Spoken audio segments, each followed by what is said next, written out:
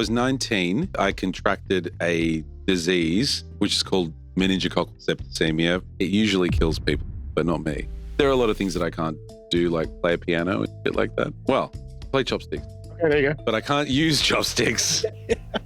Big difference there. Did you think at a point, this happened to me, and using that as a crutch and like a victim mentality at all? No. I understood cognitively that why me is a stupid question. It's going to happen to someone. Why not me? You know what I haven't been able to find? Fugu. You know what that is? It sounds like a derogatory term for Italian. They're like, what'd you call me? Yeah. Go to Jersey, you'll find the Fugels.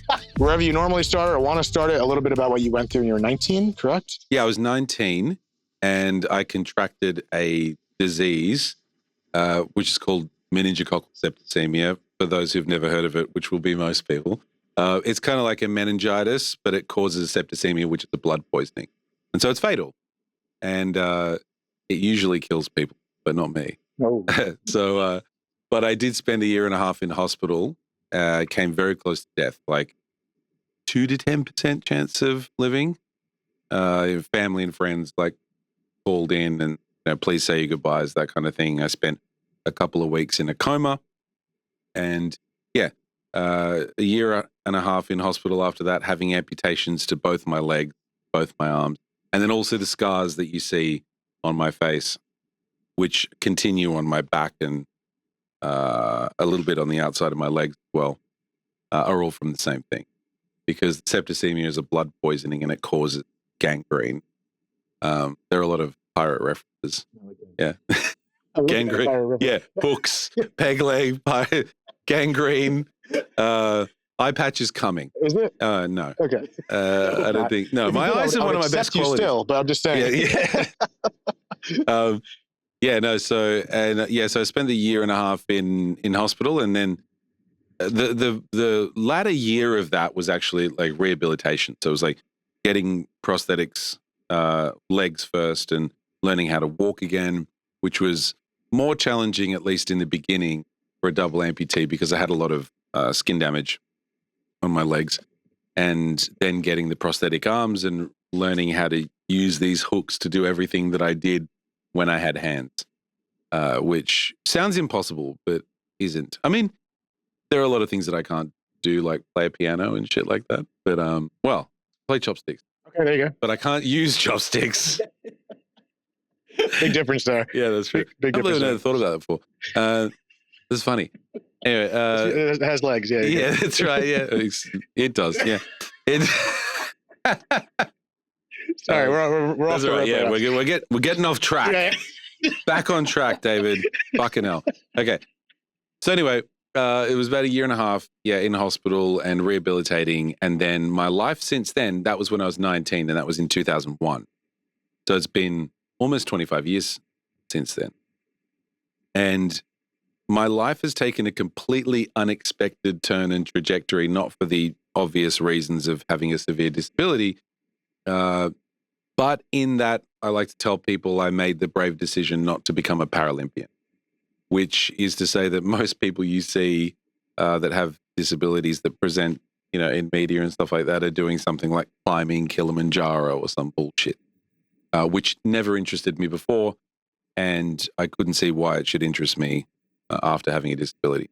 And so I actually, I completely had to reframe the way I looked at life, because, I thought about it as this gift that I'd been given when I was 19, which is to look at your life through a different lens and a different perspective, and to really zoom in on the fact that, your mortality is what it is. You could be gone tomorrow. As a 19-year-old boy, you feel invincible.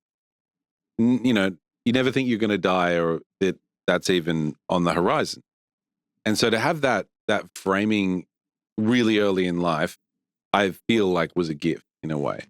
And so I was able to completely recalibrate my priorities, I guess.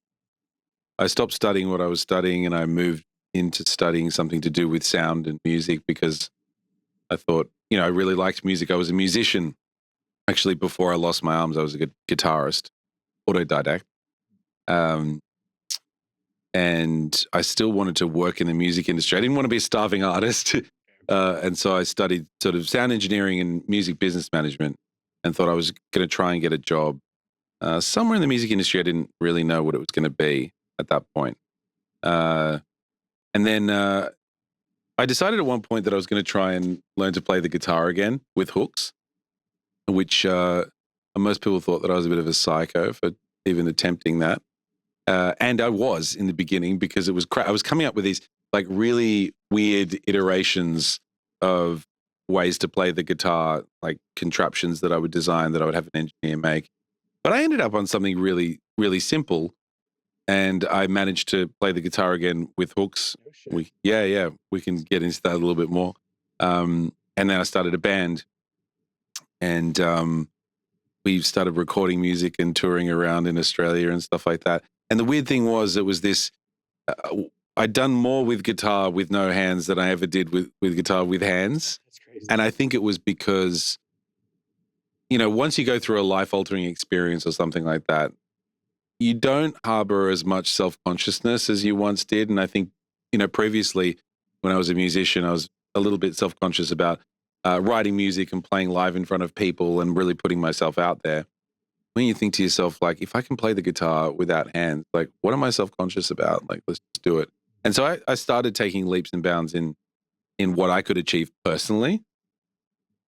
And then I ended up, my closest friend, Chris, and I decided that we wanted to, become DJs. He was already DJing a little bit, but, that we we're going to take that path. And it was a bit, the common, I guess, trajectory of somebody who becomes a DJ is, they have to learn how to DJ. They have to buy expensive equipment, annoying hats, and, make mixtapes and send them out to club promoters, or, ironic T-shirts and shit.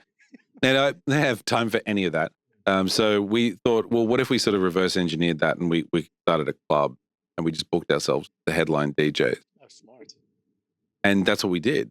And so back in 2006, we started a weekly club night at a small club in Sydney, thinking we'll just do this for a couple of months. We'll book ourselves as the headline DJs, and then we'll look like we're DJs. So we started that club, and the first night that we opened was actually my first ever DJ gig. It was the first time I'd played on decks. And that was your opener. Absolute opener. Like, to the point where a couple of hours before, I was saying to Chris, I'm like, so what do I press? What year did you 2006. Okay, so 5 years after. Yes. Okay. So I'd gone through, the hospital thing. I'd come out. I started the band. I'd been playing music, and I'd studied for a couple of years sound engineering and music business management. And then we just took a punt on this thing, and so I DJ'd for the first time in front of, it was like 500 people we had on our opening night. Because We went right into it. I went straight into it, because the weird thing was, like, no one was coming to see us as DJ. They were coming because we'd branded the night in a certain way, and we curated all of the artwork and the other people that were playing the drinks, and we knew quite a lot of people in the scene at that time. So we managed to get a lot of people at a club, but I'd never actually physically DJ'd. It was so interesting because you started the story talking about your perspective shift, and specifically the perspective of looking at your experience as a gift, which is something I'm going to want to tap into.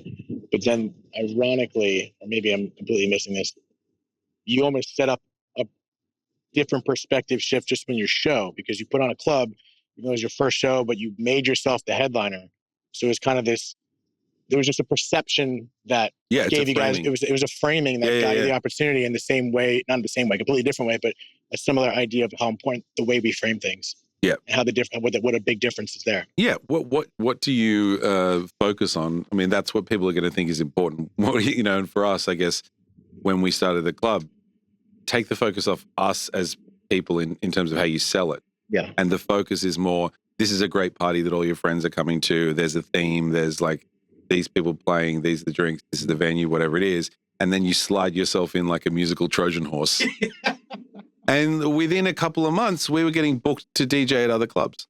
That's amazing. Which is bananas, right?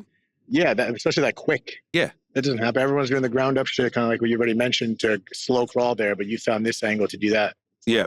My friend actually kind of does that with, I think, comedy. He has his own shows, books great comedians, and puts himself on the set list. Yeah. And produces this show, and whether he headlines or not, he's kind of doing a similar thing.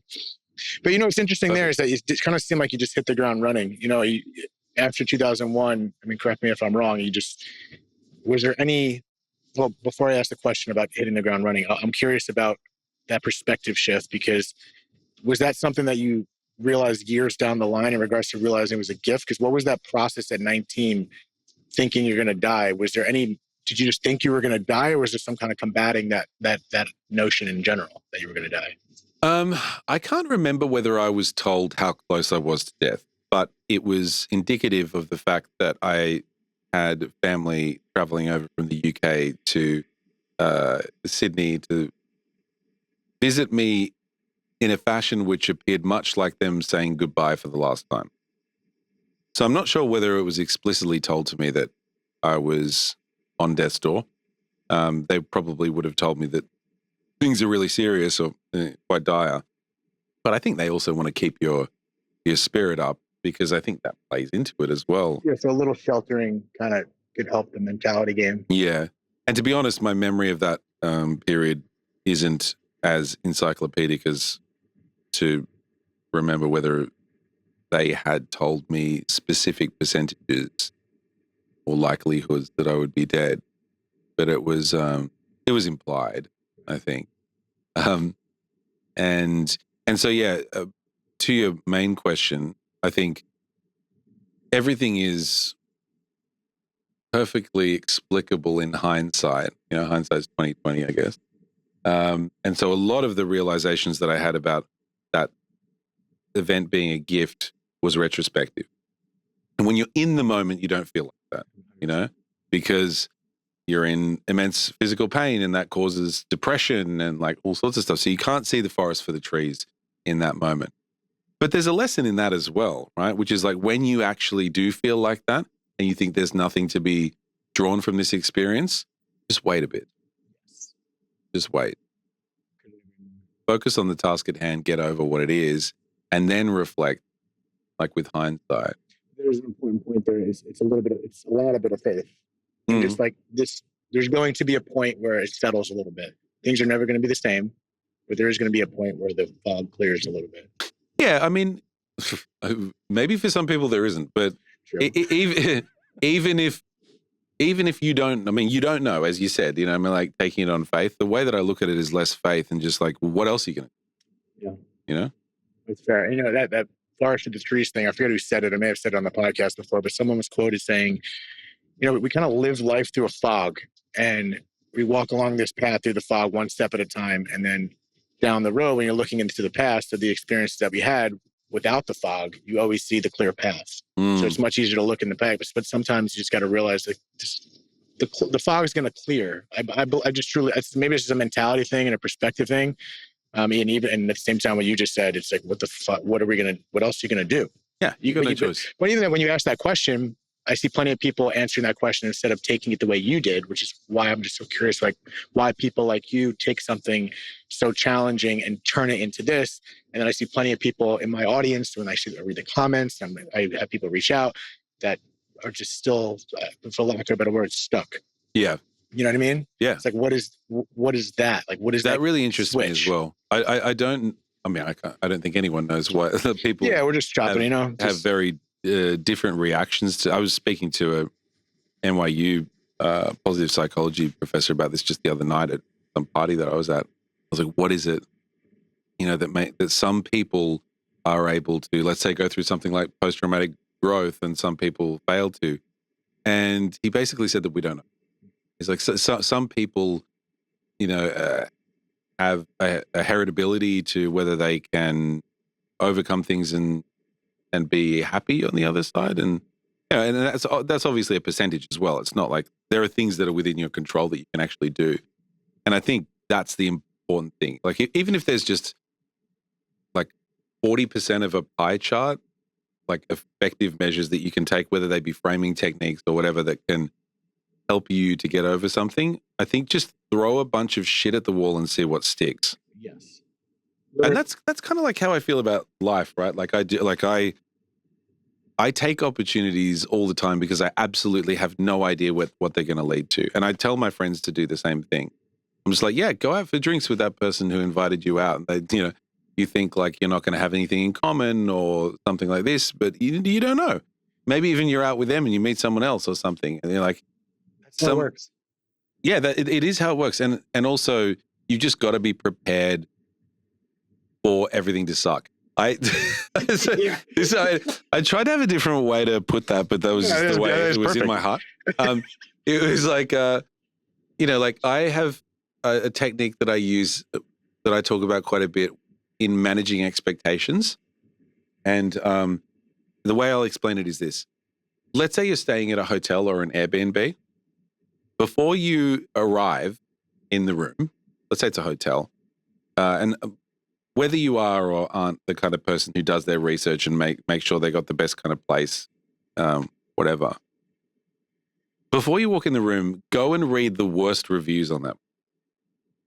And notice the effect that it has on how you actually perceive it. Because whether it be subconscious or not, it kind of primes you to have a negative experience going into the hotel room or whatever. And two things happen. Either one, it matches that expectation, at which point you're no worse off than you were before you walked in because you're like, well, I was expecting this. Or you're like, what was, James123 on Reddit talking about? This place is fucking excellent, right? In which case you've just manufactured a positive experience or outcome for yourself. Now, if you try to transpose that technique for managing expectations onto every part of your life, like I don't expect to have a great day today necessarily. I don't expect to meet anyone interesting or fun, or I don't expect to get over this mental problem that I'm having. It's probably going to be the same or worse. It's just an exercise. I use this exercise almost every day. Is this allowing potentialities? Is this allowing possibilities in some capacity? It's maximizing positive upside optionality. But that's I was going to ask you for the acronym on that. We need that. That's you don't know about maximizing upside optionality. I'm not going to latch on. I can even pronounce the disease you mentioned earlier. Just think about it like this, right? Like here's a line of your expectations, and then here's the optionality of it. It's either going to be a positive outcome or a negative outcome, right? Mm-hmm. So the lower your expectations are, the more space there is for the result, which largely you don't control, to feel positive to you. I used to do a similar thing with movies. Let me see if this makes sense. So whenever I watch a movie, I don't like watching trailers. Oh, that's a good idea. Because I feel like a trailer, they take the best bits. It just show the best bits. It gives me an idea, this or that. Sometimes I don't even, when I go to see movies without trailers, I go in without expectations or maybe lower expectations. Or just, to me, it's kind of just less expectations, and I allow it to reveal itself as it is. And that's kind of a mantra for me in life. Sometimes I try to practice is just, I'm just going to allow the experience to happen with as little bias as possible. Yeah. But at the same time, the only bias I want to have is just choosing the potentiality of a positive experience. Because I think when you're looking at a review, you're harping on a negative review. And I think we do that constantly. We're constantly we have survival tendencies, and those survival tendencies tend to look out for the negative possibilities. And I think when we constantly harp on that, we get stuck in a place that we're only focused on the potentiality of bad. Okay, but here's the difference, right? If I was looking only at negative things in order to book a place, that would be different to, I've already booked the place, now let me see what the worst things about it are. Yes. Because so the outcome, when the outcome is fixed and the only thing that you can change is your expectation. Does that make sense? Yeah, that makes sense. I think we should go on a Yelp review scavenger. Look for the shittiest restaurants to see if we can enjoy a meal. I'll tell you, can I tell you something? There was a restaurant in Sydney where I live that was one of the worst restaurants I'd ever been to. And I went back 5 times. Did you? Yeah. Because it was so bad. It was so bad that it was funny to me. So it wasn't just that the food was bad. It was edible. It was just a bit stupid. But it was more just the whole package of it was called, I'm not going to say what, but it was what was it called? Well, I don't. Just my Aussie audience. Yeah. Well, in case these people moved on to a different, like they own another place and they're just trying to, I don't want to throw them under the bus. Yeah, that's fair. But the theme of it was like an Amazon type, like almost like a tiki bar. Yeah. really tacky. And for some reason, it was like air conditioned to fuckery. Like you walk in there and it was like, I don't even know what it is in Fahrenheit, but in Celsius, it was like 15 degrees or something like that. It's just like in New York, March, Okay, yeah, right? cool. And they used to serve like these steaks, and it would be swimming in this orange sauce that looked suspiciously nuclear. And the wait staff, we were always the only person in there. Like nobody had. I don't know how it stayed open for as long as it did. Because of you. Yeah, I was keeping the place alive. You kept the place open. And the first time I ever went there, because we went there kind of like because it looked funny, but it was so much funnier than I could have imagined, and it was sort of terrible. And I just said to my friend, I was like, "We need to come back." Brilliant. This may be a shitty transition, but it just triggered a question in regards to going back to a good experience from shitty food. Yeah. But through your experience of life, do you find yourself enjoying the chaos of life more? Like when bad shit happens, quote unquote, do you find yourself more present in the ability to go through those experiences? Does that make sense? You know, some people Yeah, go I'm through a little bit more prepared for them, and I can weather that storm better than I used to. Having said that, I mean, I don't know how I would have been at the age of 42 if I hadn't gone through this. You know, perhaps I would have been just good at it. I have no idea. What I do embrace is randomness. So I tend to not know where I'll be or what I'll be doing 3 to 6 months. And I like that.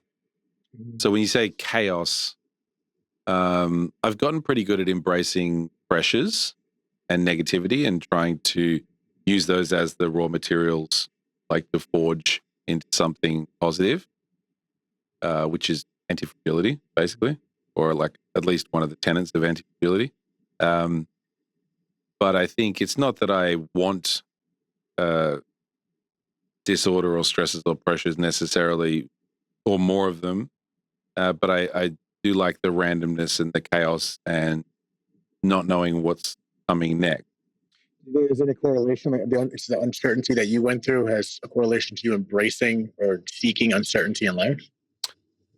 Not what I went through, but my post-rationalization of how I use some of those negative experiences to develop stronger or anti-fragile habits, that has given me an appetite for those types of things. But I think the randomness or the desire for randomness has just more to do with excitement, to be honest with you. Like I just don't have the type of personality that could be in the same place for a very long period of time doing the same thing. And I only found that out fairly recently because for a while I was kind of doing that, and it wasn't until I stopped doing it that I realized how much it bored me. I feel like I've gotten criticized that throughout my life, out of love, I guess, but I'm not very rigid. You know, certain things I like to say it's organized for certain things that need organization, but in regards to the path of my life, I feel like I'm very similar. I kind of embrace the uncertainty. I give like an allowance to allow things to happen, and I like that pressure. Maybe it's just excitement. Yeah. But when it comes to trying to control every aspect of my life, I feel like I don't like grasping on things too hard. I feel like we're trying to control something we can control but can't control. Yeah. So I wonder if that's just like kind of a letting go of controlling so many things. I see what you mean. Well, how much of it is it? Because I've often thought maybe it's got to do with hope or something. Like, no, maybe hope's the wrong term, but like sometimes I think about to myself, like maybe because I want the randomness because I like the idea that something could change and you go in a completely different direction at any moment, right? And that in a way is just like you broadening the canvas of opportunity for luck to happen to you, which is a form of like hope that will happen in a positive direction. I wonder how much of that attitude, when you start getting into like the woo-woo stuff, I just personally believe that opens up a pathway because you think like that. Oh yeah, opportunities happen, and you could call it luck, call it this, maybe tomato. But I feel like when you mentally block things off, that's what you you reap what you sow, kind of shit. Absolutely, and that's not woo woo, by the way. No, that was just me feeling you out right now. No, right, okay. No, there's a There's a thing called, have you ever heard it? Well, you obviously know what the placebo effect is, right? Everybody does. But there's an inverse of that called the nocebo effect. Yeah, explain that one. I know placebo. What's nocebo It's again? basically the inverse. So if the placebo, you take something and you believe that it's going to make you feel better, it does. Right. And then nocebo is you take something and you believe it's going to make you worse, it does. Oh, right. Okay, So it's just the opposite psychological effect. So the placebo is quite important and it's really effective, right? And the way that nocebo presents itself, at least psychologically, is in ways of like, well, let's say you had a job where you were up for a promotion, something like that. If you didn't believe that you were going to get the promotion, you thought it was going to get given to someone else because of like nepotism or other third-party reasons, whatever it is, you might not put in the effort necessary to get the promotion, right? So it becomes a positive feedback loop or a negative feedback loop, depending on which way you want to look at it. So I think that the way that our behaviors and actions downstream of our beliefs has a huge impact on our life. Direction. That's true. In Yeah, either 'cause direction, like you said, there's maybe that we were trying to tap into maybe that thought causes action or non-action. Mm. And I think that's people think, I'm going to sit here and manifest, everything's just going to come to me. Sure, maybe there's an energetic attractiveness that exists, but at the same time, it's still the action that comes from the thoughts we have. Exactly, yeah. And that's why again, this whole conversation, the perspective that you went through and shifted and looked at it as a gift, potentially could have just caused you to take action in a different direction because of that perspective shift. Yeah. And then if you didn't have that perspective, you are not doing the action and attracting more negative That's stuff. exactly right. And that's like the part of it where I was saying, like, I think that there are things that we can be doing in our life to reframe negative experiences for positive outcomes further down the track. And I think that what the things that we could be doing are going to be different for everyone. Yes.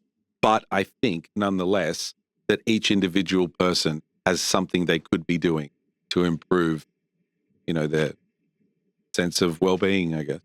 Yeah, and I got kicked back, and I've said it before. I forget what I said. I said something along the times. I just believe, in particular, grief and kind of with everything. I said, "Oh, it can get better." And in my head, I say it will get better. That's just my mentality. But for the sake of everyone, I just leave the window open for people to choose. I always say it can get better, and that's up to you, in my opinion, in some capacity. But I noticed a lot of people didn't like that because, again, back to what I was saying, some people will get stuck for a little bit. They're like, there's so many people respond, no, it never gets better.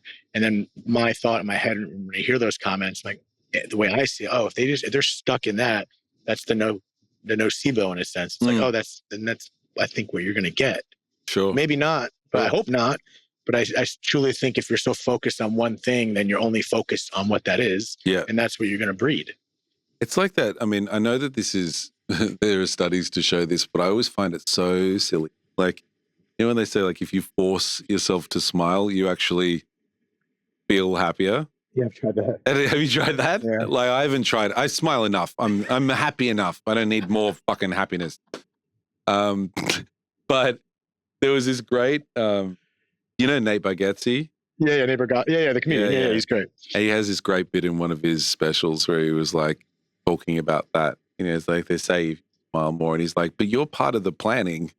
Like, don't you see that happening in your head? Like, and that's what I've always thought about it as well, is like, I can't get my head around the fact that you can actually make yourself feel a particular way by forcing a habit or behavior or belief, even if you know its primary objective is to force you to think differently. I believe so maybe I'm misunderstanding this, but have you ever heard of Joe Dispenza? Yes. So a big part of my probably going to brutalize his beautiful findings. I think it kind of correlates with that. So when you say try to put yourself in that Peter Pan place, think happy thoughts, they always say, or he says especially, how our body or our mind doesn't know the difference of something that's happening that we think of in our mind and what's happening outside of us. And I believe and have experienced that fake smile. If you focus with a little energy and labor, you can pull that feeling out of you. I don't know if this is what you're saying, but when I think about it all the time, like you think about a past experience, something negative or good, any kind of past experience, you close your eyes, you put yourself there, a great memory, a bad memory, you can feel it. Like you feel something somewhere in your body. You feel that emotion of that event. And a lot of people are living in the past through trauma, and they're constantly under stress because they're thinking of that event and their body doesn't know the difference of what's happening in the past and right now. So if we can do that with the past event, or even when we worry about the future, I think this may happen and you start getting anxious. Okay, but that hasn't happened. That's not even present right now. That shows me, we have the capability to put ourselves in the past and the future, and often not a negative feeling by worrying. You feel the emotion. So if we can do that, if I can imagine a negative thing I'm worrying about, can I just imagine a great thing I'm worrying about? And you can have the exact same reaction. You can, yeah. But it's not just like a light switch. It's practice of really thinking about it, thinking about the emotion in an imaginary fake quote unquote state, but your body will respond to what your mind is thinking. Psychosomatically, your body will feel that emotion if you can get good enough to do that. I think that's how we can rise above the current emotions. Yeah, I agree. And I think it also sort of like touches the sides of what we were talking about before about framing, which is like, life is a series of stories that you tell yourself effectively. Like that's our subjectivity. So like, if you choose the stories you tell yourself, you could either have been cut off in traffic or narrowly avoided a car accident. Yes. They're two different ways to describe the same thing. Mm-hmm. And so if we get really good at the way that we tell the stories of our lives, I think over time, not something that's going to happen overnight, you're going to develop a more positive outlook. I kind of I don't want to say bullshit myself, but partially. I walk out the door, I forget my keys, I get down the hall. Yeah. I'm like, oh, fuck, I forgot my keys, I got to go back. And I plan like, no, if I didn't grab those keys, I would have got my car 7 seconds earlier and someone would have rear-ended me in the back. So I'm good. Yeah, that's right. Yeah, completely made up. But I'm like, maybe that's the case. I'm going to choose that way. And now going back to annoyance is not a Yeah, that's right. As long as you're thinking bullshit thought, why not throw that in? Like, fucking just do it. Like, everyone thinks they're so high and mighty. It's like, no, my bullshit thoughts are realistic. They're fucking not. I don't know, but this whole life, just author them. I think back to this not taking things too seriously. I always just look at this life as like I think it's this one big dark comedy. I just this life is just so weird. I mean, get so focused on the minutia of just this typical shit, this routine stuff, and we forget how magical everything is, how ridiculous and absurd it is. Just to be here. It's like, in general, when I get overwhelmed, I always just look up and I'm like, what the hell? This is ridiculous. We're just floating in space. What is space? Like, it's just, It's a real stoner type thought. But I'm thinking about it, I'm like, it's just, everything is so ridiculous. And when I think about the magic of how everything works, I can't even explain without a Google. It's just so absurd, and just that opens my heart to the possibilities. When I go down that rabbit hole of possibilities, I just choose to think that good's going to happen. And even if it doesn't, you deal with it then. Like it's inevitable. It's just like, that's the one thing. Like the certainty of death to me is it's everything else is uncertain. That's true, and I think that's the one thing that I got coming close to death was it is framing everything in a way that is like, okay, your life could be taken away from you at any moment. You now know that viscerally, right? The time you have is short. It's likely that there's not much happening afterwards, depending on what you believe. What are you going to do with it? What are you going to do with it? Like, anything that you do is a choice. Like, and I understand that a lot of people don't feel great and they feel a bit shit. And yes, you can choose to try and do something about that, or you can choose to accept it. Or you can choose to be miserable. Yeah, I guess so. I mean, maybe misery is something that is imbued upon people. I don't know. But, I mean, it was imbued upon me for a while, I guess. I was able to get through it. I understand some people aren't as lucky, but why wouldn't you at least try? That's kind of come back to that initial question of why some people do this and do that. I just wonder how much of it is people thinking this, that it wasn't happening to you, this, whatever this is, but did you think at a point, this happened to me, and using that as a crutch and like a victim mentality at all? No. Never. No. I mean, I think very initially I would have had those thoughts of like, why? It was very swiftly followed by why not? Because I think I understood cognitively that why me is a stupid question, right? And it's going to happen to someone. Why not me? Why not me? Yeah. I feel like I'm sitting where, is this making you uncomfortable? No, it is now. Well, you didn't have to say that. Why would it make me uncomfortable how you're sitting? I feel like I was in my head. I got distracted. I was listening to everything you said, but no one's watching on YouTube. You're never going to know. But I feel like I was just sitting very weird. You weren't sitting weird. You were sitting fun. No, but that why me is an interesting thing because it's, I think it's a double-edged sword because sense of question and that, okay, I'll probably never know. But at the same time, you can still conjure up quote unquote bullshit answers to give it meaning and feel like you answered it. So it's kind of the placebo, no placebo effect again. It's just. Yeah. Okay. I think that they're two completely different questions. Why me and why not, right? The first question, why me, which is almost instinctual when something like that happens to you. Negative in a way, you think too, right? Well, it's not that. Sorry, let me back up a bit. So it's not necessarily. So let's say something like, I come close to death. I'm on death's door. I'm in immense pain every day. Probably not going to make it. The first thing is like, why me? Now, why me infers that you believe that there is some kind of consciousness that is governing things and that consciousness, whether it be a god or some sort of external thing, has decided that you have been chosen for something. With someone like myself who doesn't believe in any of that, it immediately doesn't make sense. Why me? Why not, I should say. Why not, although it is the inverse of this, doesn't necessarily imply some sort of a deity that decides things. Why not implies statistically these kinds of things happen to, at a population level, 0.07% of people. Why not? Like, what is so special about you that you cannot be like? Why me is fucking arrogant if you think about it. You know what I mean? Like, it's I deserve not for this to happen to me. It happened to somebody else.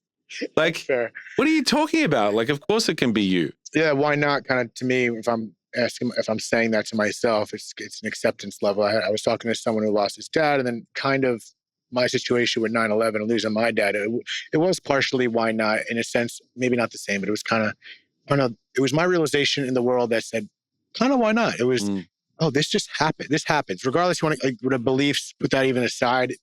It just, these things happen. As crazy as your experience was and how rare as it was and how rare 9/11 was, two different experiences, both pretty fucking rare and wild. It's like, that was early in my life. It's like, shit happens. Yeah, shit happens. Really bad shit happens that are going to be tough experiences, bad, good, indifferent, whatever. But this shit just happens. And to me, I'm kind of interpreting your why not as, statistically too, like this shit just happens. Even if it's 1 out of 2 billion, there's still that one, meaning it happens. And why not you? Like, why not you? Yeah, why not you? But that could be flipped in a fearful way or a way of, this can happen, so I'm going to make the fucking best of it, and why not? Exactly. It's the two different ways to frame it, like we just talked about. Framing. It's all. Yeah.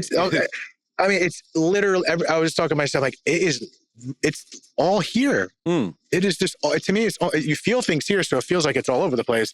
But it's just everything. No, it's all happening in the face. It is all happening. In the face. You're in the face. Yeah, in the face of my face. In the face of my face. It's all happening in the face. It's just wild, man. It's just I think we have no control, but so much control at the same time. And I think it's a lot of just letting go of happenings.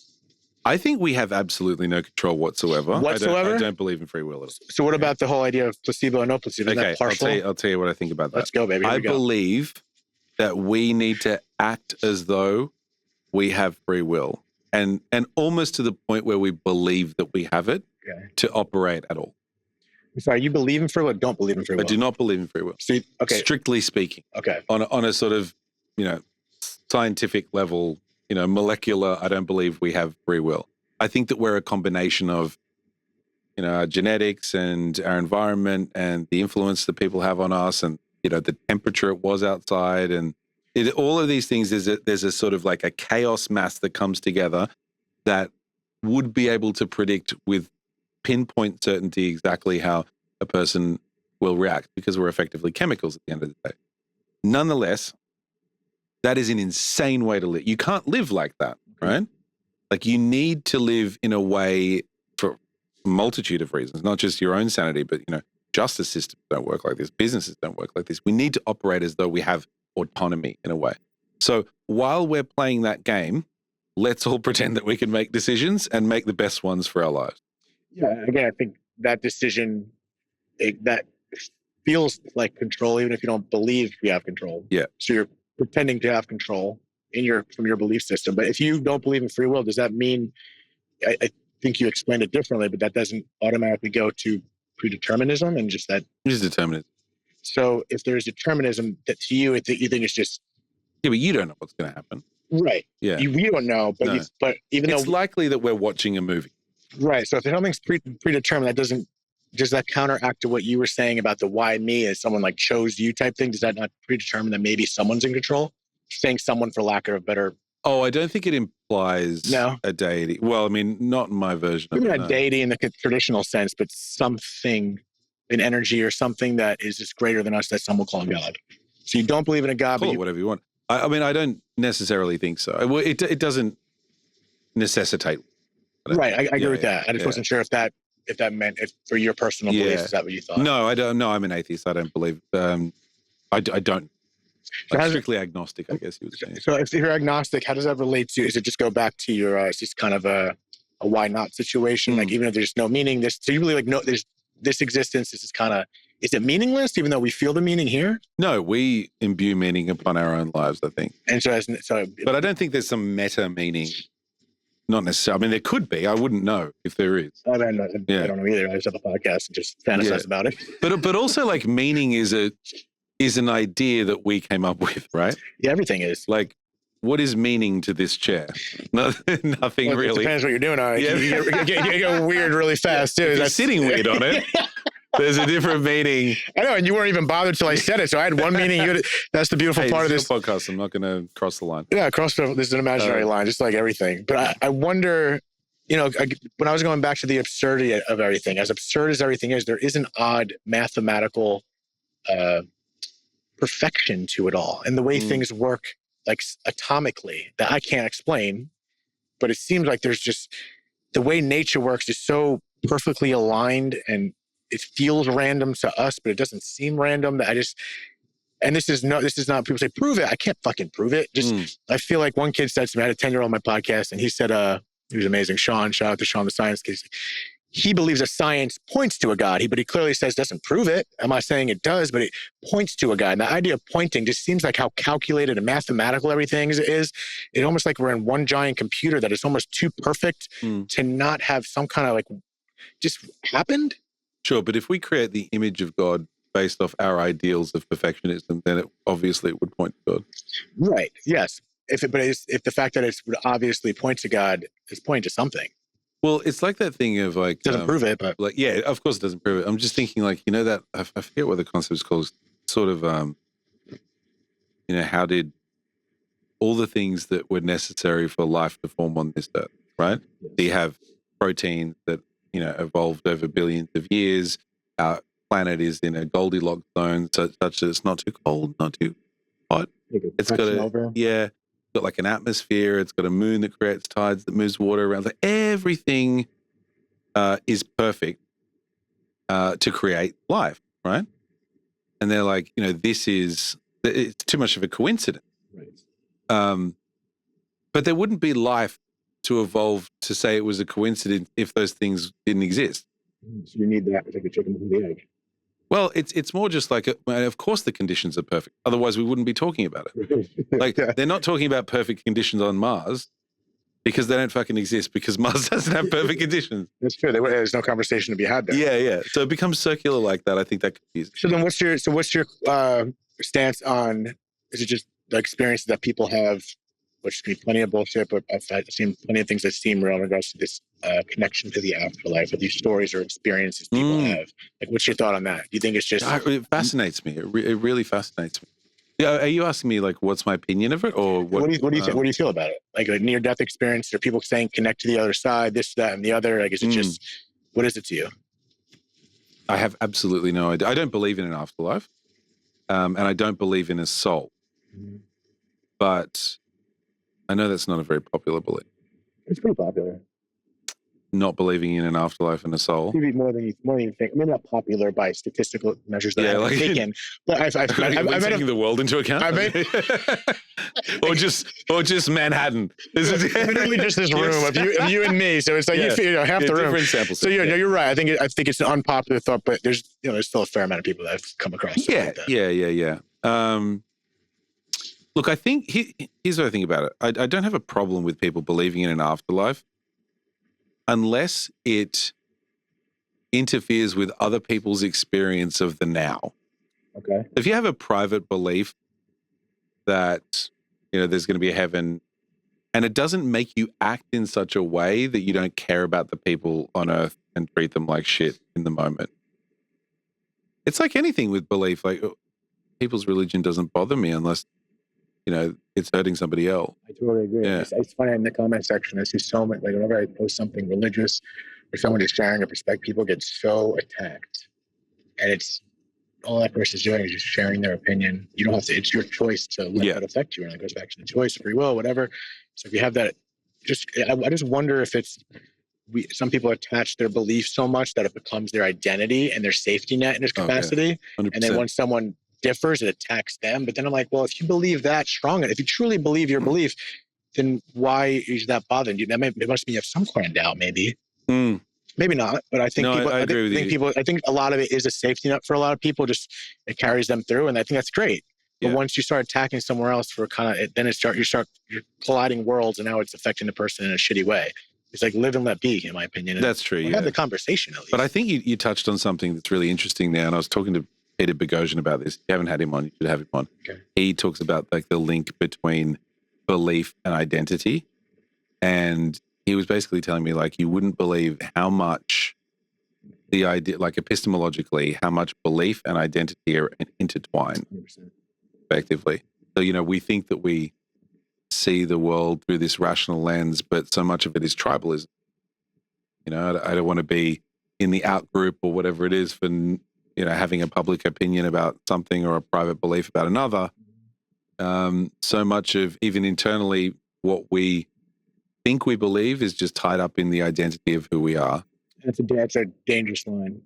And there's certain things I stand for, but when it comes to beliefs, like in my opinion, like there's a reason why it's believing and not knowing.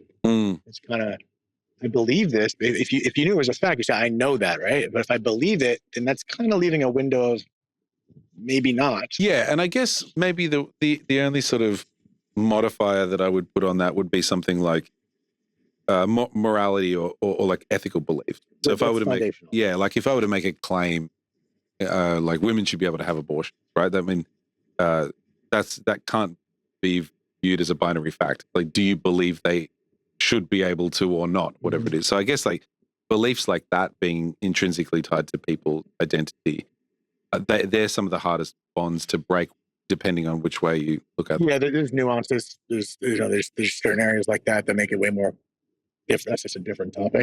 There's certain ones that deserve different angles and perspectives and beliefs, of course. But I just think in regards to this topic, when it comes to something that's pretty fucking unknown, or maybe some, I also am like, maybe some know, and I just don't know. So it feels like everyone else doesn't know. Yeah. You're talking about like afterlife. Yeah, specifically this topic. But in regards to the idea of beliefs and identity, it is a fine line, and people start taking it personal. And I just want it's just conversation. I would love for people to be whoever you want. But in my head, I'm like, just be open-minded. And these are just words getting thrown at us. This guy's not stabbing me with his hook. Yeah. And depends how you're sitting though. So self-conscious. I'm usually not that self-conscious, but now I'm like very cautious of how I'm sitting. Yeah. But no, I think and that's the big part of these conversations. It's just, there's so much from sharing experiences and going way back to the early part of our conversation, shifting gears a little bit about maybe why some people get stuck in certain scenarios, and whether we can't know the answer to that. There's so many variables, nature versus nurture, where you are in your life, whatever happened is so unique. But I think the beauty of you sharing your story and people listening to stories like you, or the amazing stories that I've had of showing people, it's usually a pretty positive conversation in a morbid discussion where we're sitting, but like, look how you've turned out, and you have such this beautiful perspective on life, and you continue to carry through. It's just, it gives people the potentiality of seeing what could be Mm. in a positive way of what you've gone through. And I think sometimes maybe that's all some people need, is just to see that. And once they hear your story, I'm hoping she's like, oh, so it is possible. And I think that's the first seed of whatever next steps you take. Yeah. Yeah, I agree. And that's kind of what I've been trying to do with Last Meal as well, which is like, you're talking to me because I've like come close to death at a young age. And that was something that I found really made people look at things through a very narrow lens in order to be able to take a step back, zoom out, and look at their life differently.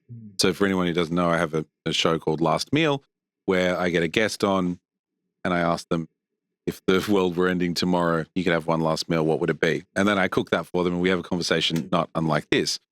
And the reason that came about was because I used to ask people this in interviews back in Australia a lot. And every time I would ask them, it was like an icebreaker, but they would think about their lives. It's almost like, you know, that your life flashes before your eyes, you know, that trope. I see that glaze come over people's face when you ask that question, right? And sometimes if you haven't come close to death or known anyone who has, or had experiences like you've had with your father and stuff, you know, you need those, again, framings to be able to step back and look at your life from a different perspective. You know, I was lucky enough to be forced into that situation earlier, but it creates discussions that we should probably be having, but that we're not. And your podcast, you know, great for this as well. It's all the conversations that I guess as a society, you know, we've come to a point now where, at least in the West, I guess, the death is not really dealt with a hell of a lot, at least not publicly all that much.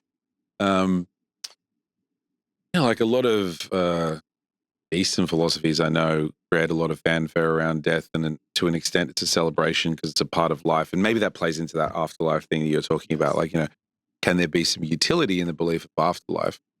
Maybe in the sense that it is regarded as a continuation. But also I think, you know, I was talking to, this is what made me think of Last Meal. One of my guests from this season, this guy, Sean Tucker, and he's a photographer, but he used to be a pastor, actually, not like a rigatoni. But yeah. Initially heard I'm hungry, but then I realized there's no way he just called him a pasta. No, right. It was my accent. I'm sorry. He's a pastor.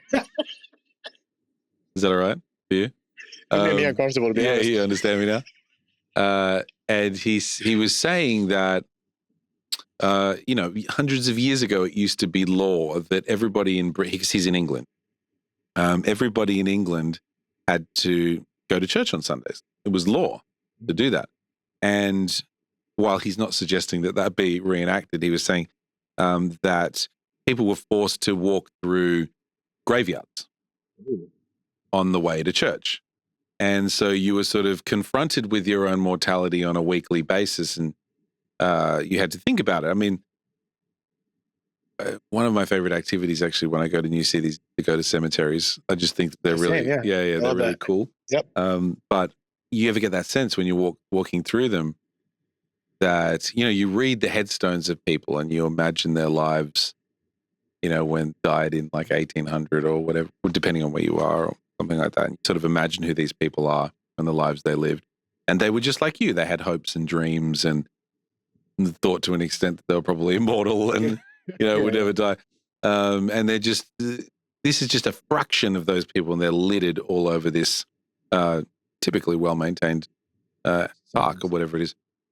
And so, so yeah, thinking about our own mortality, I think, helps us deal with the life that we live in the moment. And I don't think we do enough of that, at least in the West at present. You know, and that's all I ask is contemplation. It doesn't have to be our podcast or listening to my podcast or listening to your show, which I think it's just that acknowledgement. And then and wherever you go from there is up to you. But it just curates, again, different perspectives, different thoughts, and then it changes everything.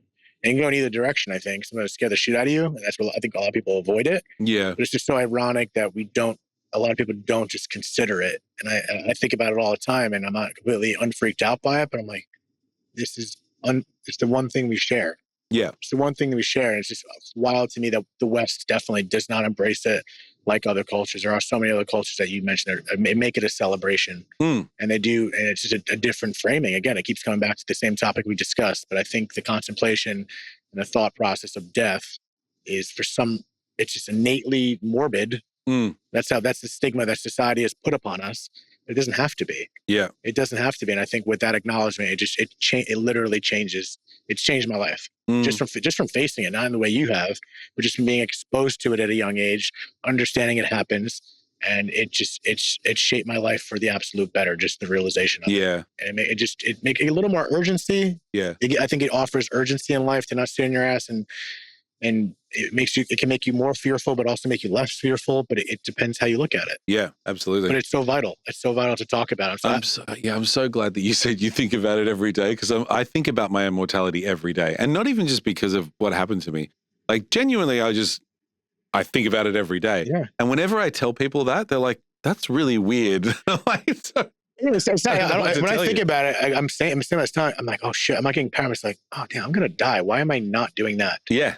But then sometimes it's like, oh, I shouldn't do that because I want to die further away. Like, I'm not going to eat this because I don't want to die sooner. So there's like a perfect balancing act, but still the thought of it still caused an action in one direction. Yeah. How do you balance enjoying yourself in the moment, but taking care of yourself and the longevity? Health-wise or just in general? Well, that's what I guess I'm interested in anyway, but I meant health-wise. I think everything in moderation. It's when it comes to health-wise, just choosing instant pleasure, like instant gratification or not, because I feel like when you eat shitty food, it's not offering anything. It's just instant gratification. It tastes good, but then you feel shitty after.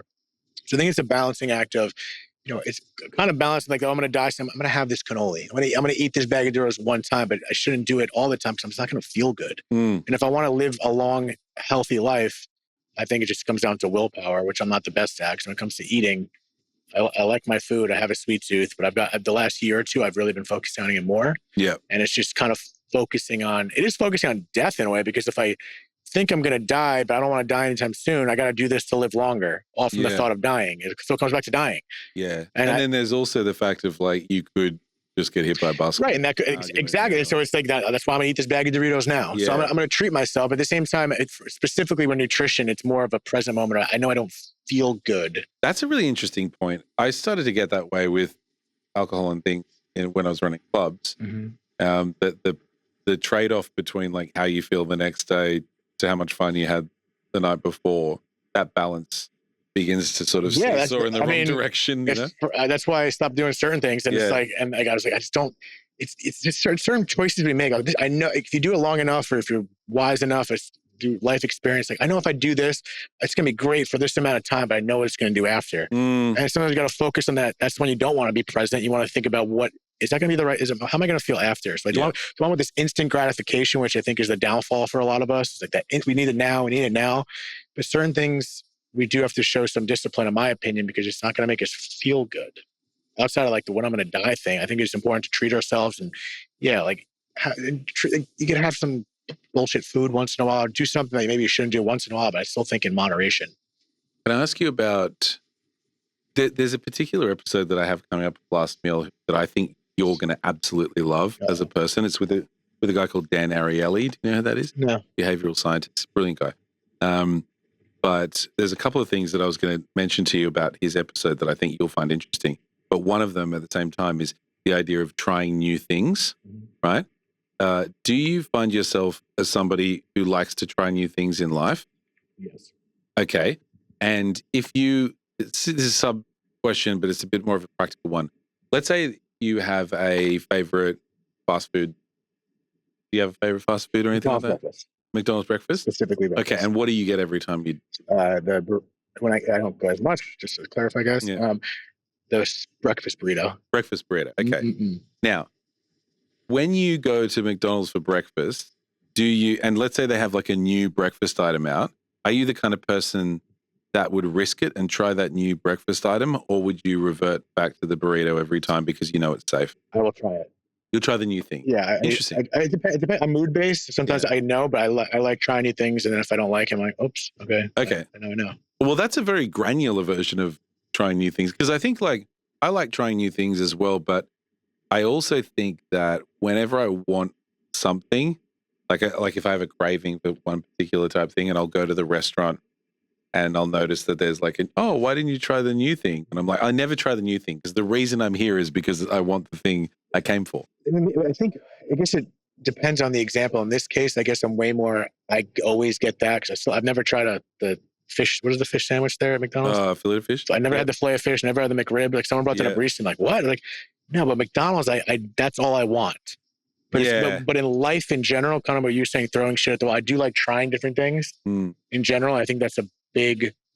If you find what you like, that's important too, and to stick to it. But then you're kind of leaving yourself short for maybe finding something else you might like more. Yeah, actually, I have a theory on why people haven't tried the fillet of fish. It's the only fish thing on the menu. Ugh. So by default, it's a bit weird. You know what I mean? Like, you think I think if they had a salmon burger or something, you might try the fillet of fish. You're like, what the fuck is that? What about on the flip though? That's the only fish thing they got. So they must have really honed it. No, if McDonald's just freaks me out. If it was called McFish instead of McDonald's, then yes. Okay. But it's called McDonald's. They're famous for the Big Mac, and also we've got a fish burger. Yeah, it's true. I don't like I'm very fishy about fish on a menu. Like in general, like if it's not a fish place, like I'm not. Fish is very fickle. Like fish is something different. Yeah. Let alone the other meats and other options. And did you know that fish restaurants do better, like perform better and make more money the closer they are to the ocean? Oh yeah, you get better fish, right? No, of course you don't. It all comes from the same place. Well, I mean, it's totally psychological. Is it completely psychological? Yeah. The people that okay. Well, I was thinking more place like they're getting their own shit. Yeah, that's what you think. But they're just we're not talking about like some place in, Maine on the coast that has its own lobster. It's like a typical place. I'm talking about like, whether it be California, like where you are or something like that, or Sydney where I am. Oh yeah, that makes sense. Yeah, if you're closer to if you've got a water view, like the fish that you're eating on the plate might not even come from the water that you're looking at, right? It's still coming from the market. Maybe I was thinking too personal of a place. And my buddy owns a fishery. I just know he's fishing it out. Oh, right. But if I'm going to like old... He's doing it? He has, but they source their own fish. Where, is that here? Or it's in Jersey. Oh yeah, I guess I'm here. I forgot where I was. Yeah, that's in Jersey. Cool. I could be wrong, but either way, go to Keyport Fishery because that place is fire. Their fish is fresh as hell. So I'll go there while I'm here. I'm actually going to Jersey. You buy, it's not really, I don't know if they... Actually, he just opened a restaurant actually in Asbury. Not Asbury, in Keysburg. No, I'll cook it. I'll just... Yeah, it's Keyport Fishery is fantastic. Like, you get that when my mom wants fish, you go there to go to Keyport Fishery. They got great fish in Jersey. Okay. So if you're going to be in Jersey, it's probably like an hour and a half from here. You know what I haven't been able to find? Fugu. You know what that is? That sounds like a derogatory term for Italian. They're like, what did you call me? Yeah. Go to Jersey, you'll find the fugos. Hey, fugu, get out of here. No. Fugu is fucking hell. Fugu is the Japanese puffer fish. Have you ever heard of this? Way off. No, it's the one that if you cut it incorrectly, you kill the person who eats. Oh, Jesus. Yeah, have you heard about this? No. Yeah. It's a joke? Or are you serious? Serious. Oh, really? Yeah. Fugu. Fugu, Fugu. Yeah, that's good. So I've never had it, but it's apparently there used to be places where you could get it in New York, and I've had it as a request on last meal a couple of times. It makes sense as the last meal, right? Because if it could kill you, it would be a good last meal. But yeah, one of the guys that actually closing the loop of like from the fish to Fugu back to Dan Ariely is where we were going. I'm very good at this. Yeah. He requested Fugu, which I couldn't get anyway. But one of the things that he talked about in the episode of Last Meal, which I'm sort of spoiler alert, is there are these things called death doulas. Do you know about the people? I've had a couple on. Yeah, you've had a couple on. So what was your experience with them? Well, at first I didn't know what the hell that was even a thing. But I think it's nice to hear because it's offering just support and, again, a conversation and an experience that I think more people need. It's just interesting that, death doulas seem, from my understanding, are brought upon when it's needed. Yeah. When I think we could all use a death doula throughout our life. You know what I mean? Like the death doulas could be important for a lot of people that aren't even dying or necessarily needed on the rip. But I think it's an interesting idea. I think maybe it's necessary for some people, and it can be really helpful. It's just, I just wonder, I never seen the curriculum. I've talked to some that are great, so I could see I want to say expertise coming out of their mouth. They seem very helpful and have awesome tips. It's just interesting that it has to come from another person that hasn't died. Yeah. Does that make sense? Yeah. But that's probably might be an ignorant statement, because a lot of these people, there's schooling and they're taught a lot of things about the dying process and how to be there for people. So I just feel like the death doula can be more institutionalized in a sense. Yeah. I think it'd be a good thing. That's true. Yeah, I don't mind that. I was doing like a death doula AI, probably too impersonal. Some people might need that. I think AI is I'm going down a whole other rabbit hole. I mean, that's a whole other question. We'll talk about that off the mic, I guess. Okay. But Fugu, what was it? What'd you call me again? Fugu? Fugu?